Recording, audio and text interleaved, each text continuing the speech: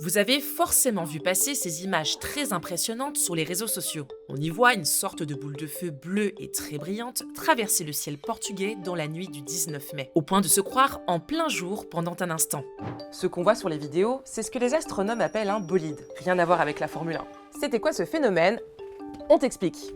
En fait, un bolide, c'est un météore comme les étoiles filantes, c'est-à-dire un petit morceau d'astéroïde ou d'une comète qui rentre dans l'atmosphère à grande vitesse et provoque une traînée lumineuse dans le ciel. Mais il y a deux différences. Le bolide est beaucoup plus lumineux qu'une étoile filante. Ici, des scientifiques espagnols parlent même de superbolide, une sous-catégorie réservée aux bolides très brillants.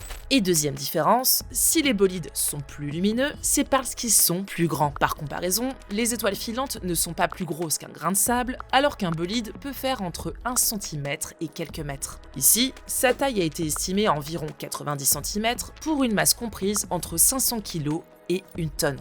Et concrètement, qu'est-ce qu'on voit quand on observe un bolide ou une étoile filante? On voit pas l'objet en lui-même. Par contre, on voit tout ce qui se passe autour du caillou. En fait, il arrive très vite. Il va pousser devant lui toutes les molécules de l'atmosphère. Et donc, le caillou qui est devant va être en contact là avec un gaz très chaud.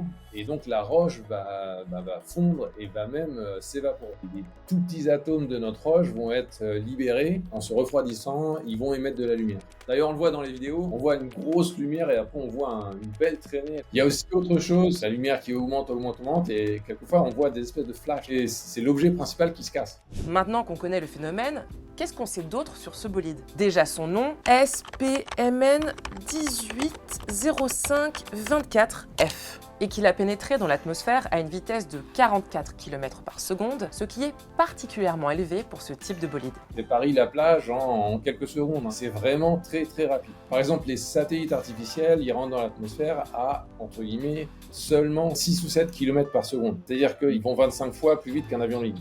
Ensuite, il a parcouru 500 km au-dessus de la péninsule ibérique avant de finir sa course au-dessus de l'océan Atlantique. Durée du phénomène, 5 secondes, ce qui ne l'a pas empêché d'être vu jusqu'en Bretagne, à 1000 km de là. En étudiant sa trajectoire, les scientifiques ont estimé qu'il s'agit d'un morceau de comète qui aurait pu se détacher lors de son passage près du Soleil. Mais pourquoi ce bolide, en plus d'être très lumineux, avait ces incroyables couleurs bleues et vertes? La couleur des météores vient de deux choses, des atomes de la roche, et à ça vient s'ajouter l'émission de l'atmosphère, principalement de l'oxygène et l'azote. Dans le cas d'un bolide, si on fait un spectre, donc on étale la lumière dans toutes les couleurs de l'arc-en-ciel, il y a de très bonnes chances qu'on voit les couleurs caractéristiques du fer, du magnésium, du sodium, parfois du calcium, du chrome. En fait, le météore sera plutôt orangé si sa composition est riche en sodium, jaune pour le fer, violet pour le calcium et enfin bleu-vert pour le magnésium, comme on le suppose pour notre bolide. Mais ce n'est pas tout. La vitesse a aussi une importance sur la couleur de l'objet.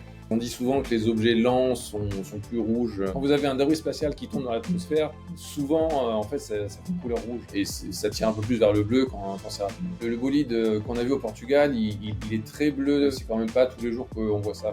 Bon, si ça reste plutôt rare de voir un bolide, surtout en direct comme celui du Portugal, vous pourrez toujours vous consoler avec les pluies d'étoiles filantes des Perséides au mois d'août. Et vous pouvez même devenir chasseur de météorites en devenant volontaire pour le réseau Fripon Vigiciel.